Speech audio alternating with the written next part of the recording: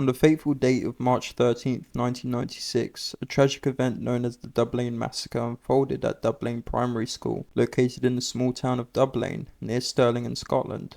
During these horrific incidences, a 43-year-old man named Thomas Hamilton took the lives of 16 innocent pupils, as well as one dedicated teacher, while also inflicting injuries on 15 additional individuals before ultimately ending his own life. This incident has come to be recognized as the deadliest mass shooting in the entire history of the United Kingdom. In the aftermath of this catastrophic event, there was a significant and passionate public discourse surrounding the issue of gun control laws in the UK.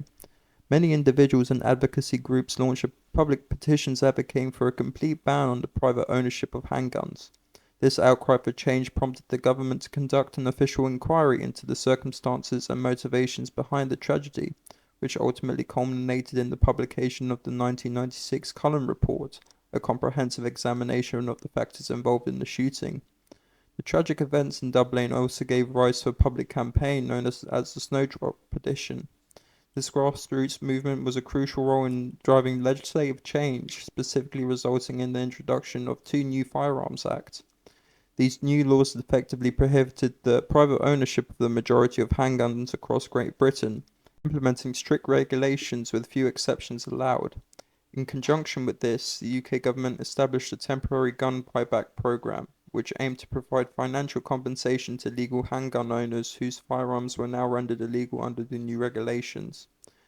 This tragic massacre highlighted the urgent need for reform in gun legislation and left an indelible mark in the national consciousness, prompting a re-evaluation of the policies regarding firearms in the UK.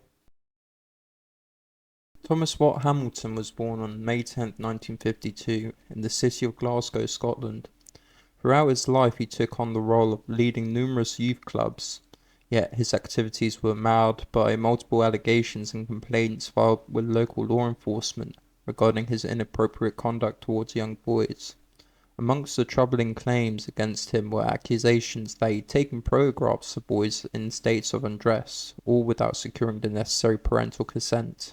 In July of 1973, at the young age of 21, Hamilton briefly served as scout leader, initially taking the position of assistant leader for the 4th to 6th Stirling group without the Scout Association. Later within the same year, he was appointed as the leader of the revival of the 24th Stirlingshire Troop.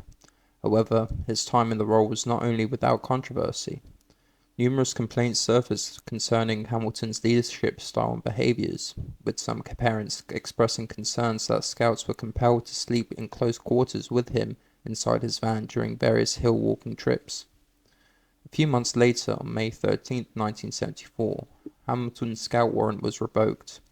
The county commissioner cited concerns expressing that he was suspicious of his moral intentions toward boys. Following this incident, Hamilton was effectively blacklisted from the Scout Association.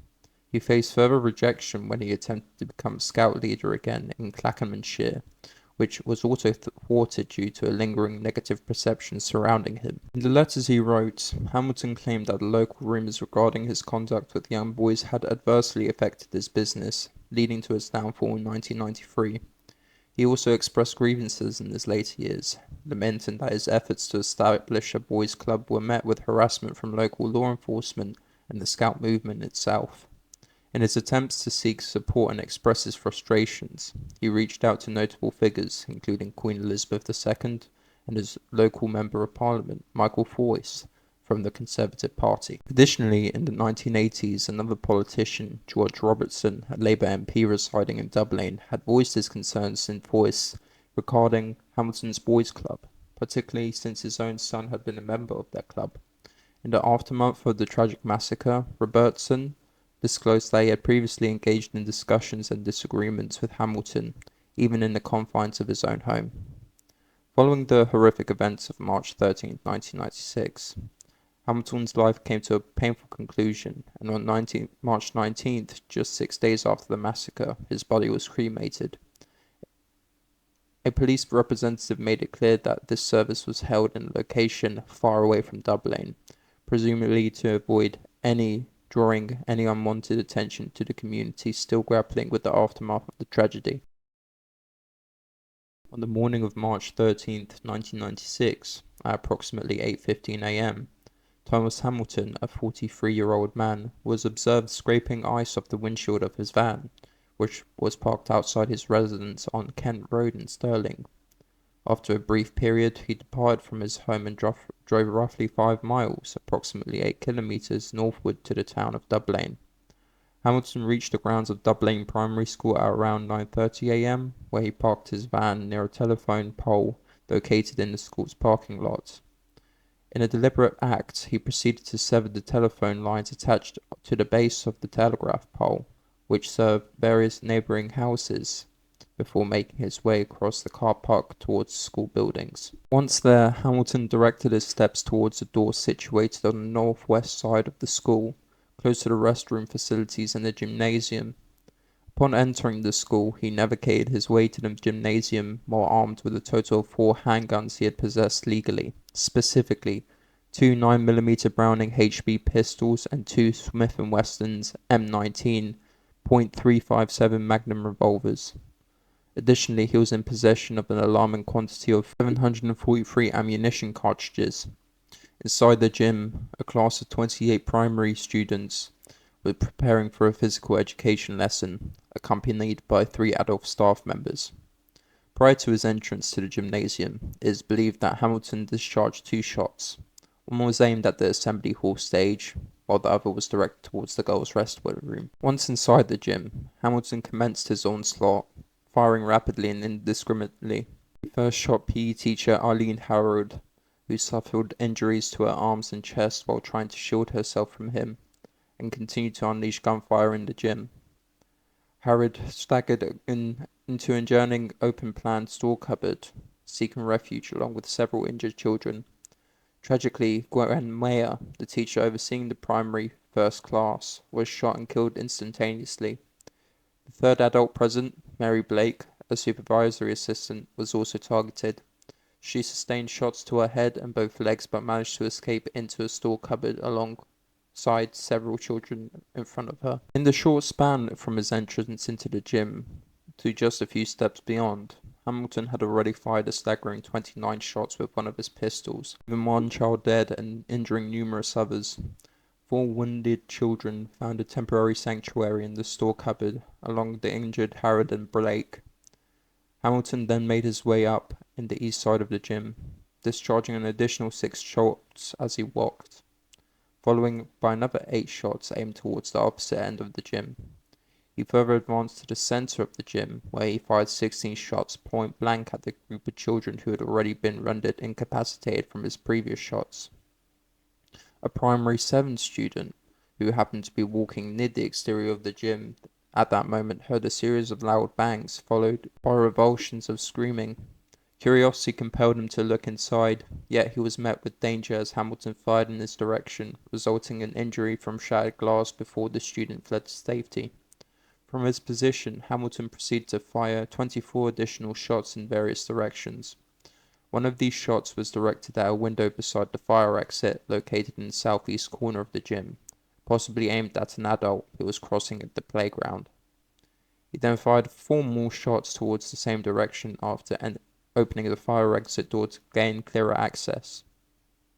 In a further attempt at inflicting harm, Hamilton briefly exited the gym via the fire exit, firing another 4 shots towards the library's cloakroom as he did so, striking and injuring yet another staff member, Grace Tweddle. In the mobile classroom that was closest to where Hamilton was firing, Catherine Gordon, a teacher, witnessed the unfolding chaos. She immediately instructed her primary 7 class to lie down on the classroom floor to protect themselves as Hamilton unleashed 9 bullets into their room, hitting books and classroom equipment.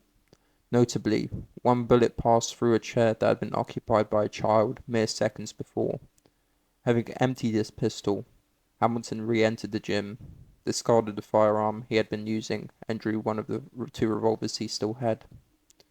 In a horrific conclusion to the rampage, Hamilton placed the gun barrel in his mouth, aimed it upwards, and pulled the trigger, taking his own life.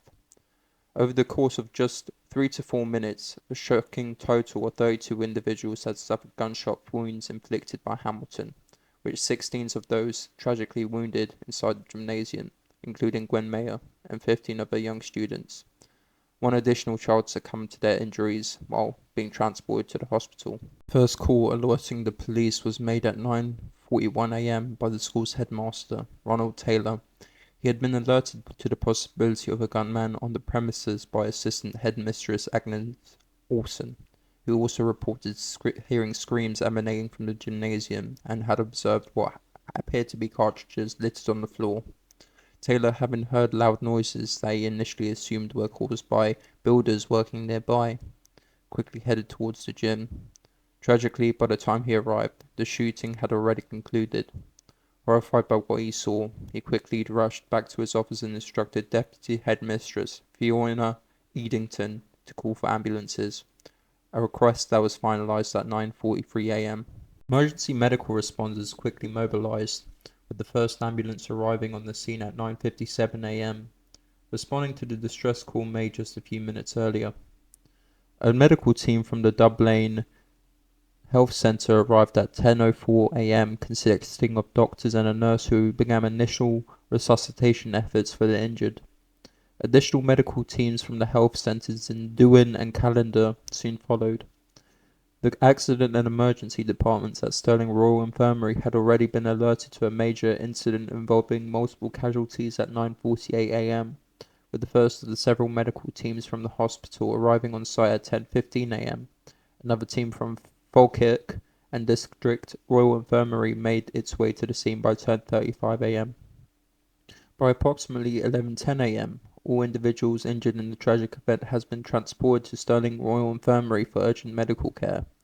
Upon their examination, several patients required transfer to the District Royal Infirmary in Falkirk, while others were directed to the Royal Hospital for Sick Children in Glasgow for specialised treatment. The Cullen reports, which emerged from thorough investigation into the tragic Dublane Massacre, put forth recommendations urging the government of the United Kingdom to impose strict regulations on handgun ownership and carefully evaluate the potential advantages of implementing a complete ban on private gun ownership, while suggesting that club ownership of firearms could still be permissible. Additionally, the report called for significant improvements in security measures within the schools and highlighted the necessity for more rigorous vetting processes for individuals working with children under 18 years of age.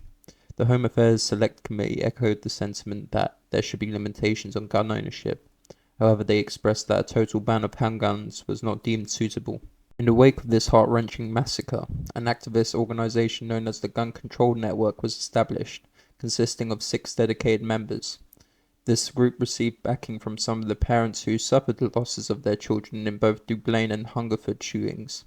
Various bereaved families were concerned citizens joined forces to advocate for a ban on private gun ownership, emphasizing that need for heightened safety measures. In reaction to the intense public discourse surrounding this issue, the Conservative government, led by Prime Minister Gwen Mayor, enacted the Firearms Amendment Act 1997. This legislation instituted a ban on all handguns that utilize cartridge ammunition, with the exception of 22 caliber rimfire handguns applicable for England, Scotland and Wales. Not long after, following the general election of 1997, the Labour government under Prime Minister Tony Blair moved forward with further amendments through the introduction of the Firearms Amendment Act 1997, which extended the ban to include all remaining 22 cartridge handguns as well. As a result of these legislative changes, only muzzle-loading handguns, historic handguns, certain types of sporting handguns, and specifically long-barreled handguns do not meet the minimum length requirements outlined in the Firearms Act of 1968 were made legal. It is noteworthy that the handgun ban did not extend in Northern Ireland, where the ownership of guns for targeted shooting is permitted, provided that the individual holds a valid firearms license. Furthermore, handguns can be owned for self-defense purposes if the owner possesses a personal protection weapon permit. As of 2012, nearly 3,000 such permits were reportedly in circulation. During the Cullen inquiry, evidence pertaining to the prior interactions that the police had with the perpetrator, Thomas Hamilton, was initially gathered but subsequently sealed under a closure order, preventing public access to these documents for a period of 100 years. The official rationale behind the sealing was tied to the protection of the identities of children, yet this decision led to the allegations of a cover-up designed to shield the reputations of officials involved. Following a review conducted by Lord Advocate Colin Boyd, edited versions of certain documents were eventually released to the public in October 2005. However, 4 specific files that contained sensitive materials, including post-mortem examinations, medical records, and profiles of the victims, as well as details concerning Hamilton's own post-mortem, remained sealed under the 100-year order to protect the feelings of the victims' families and survivors. The released documents indicate that in 1991, complaints regarding Hamilton were lodged with the Central Scotland Police and were subsequently investigated by the Child Protection Unit. He was reported to the Procurer Fiscal for the consideration of 10 charges, which included serious offences such as assault, obstructing police orders, and violations of the Children and Young Persons Act of 1937. Despite reports from serving police officers deemed him unsuitable for firearm ownership, no proactive measures were taken to restrict his access to guns. Just 2 days following the tragic shooting, a heartfelt vigil and prayer gathering took place at the Dublane Cathedral, drawing individuals from a wide array of faith backgrounds who came together in solidarity. On Mothering Sunday, which fell on March 17th, Queen Elizabeth II and her daughter, Anne, the Princess Royal, were present to honour the memory of the victims during a memorial service held at the same cathedral. As time passed, several months after the horrific event, a significant memorial service was organised by the families of the victims in October 1996 at the Dublane Cathedral. This event saw an impressive turnout, attracting over 600 attendees, among them Prince Charles. The poignant service was broadcast live on BBC One and was officiated by James White, a respected former moderator of the General Assembly of the Church of Scotland.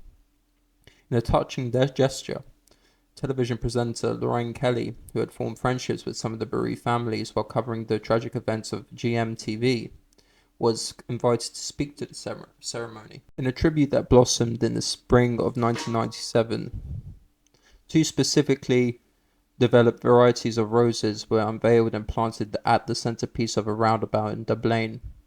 These roses, crafted by Cocker's Roses of Aberdeen, were named Gwen Mayor Rose and the Innocence Rose, serving as a lasting memorial to the innocent children whose lives were cut short. Additionally, a snowdrop cultivar, originally discovered in Dunblane Garden back in the 1970s, was renamed Sophie North in honour of one of the victims in this tragic massacre. The gymnasium at the local primary school was demolished on April 11, 1996, making way for a tranquil memorial garden that would serve as a place of remembrance. 2 years later, on March 14, 1998, a commemorative garden was officially opened at Dublane Cemetery, a resting place for the mayor and 12 of the children who tragically lost their lives. This garden features a serene fountain and a plaque engraved in the names of the deceased, providing a space of reflection and remembrance. Additionally, stained glass windows dedicated to the memories of the victims were installed in 3 surrounding churches: St. Blaine's Church, the Church of the Holy Family in Dublane, and Le Copt Kirk, as well as in the Dublane Youth and Community Centre. To further honour the legacy of the children, Newton Primary School has instituted an annual award known as the Gwen Mayor Rose Bowl, presented to deserving pupil each year. Furthermore, the charitable organisation called the Gwen Mayor Trust was established by the Education Institute of Scotland, aimed at providing financial support for educational projects in primary schools across Scotland. This initiative serves to ensure the memory of those lost remains alive within the community and beyond.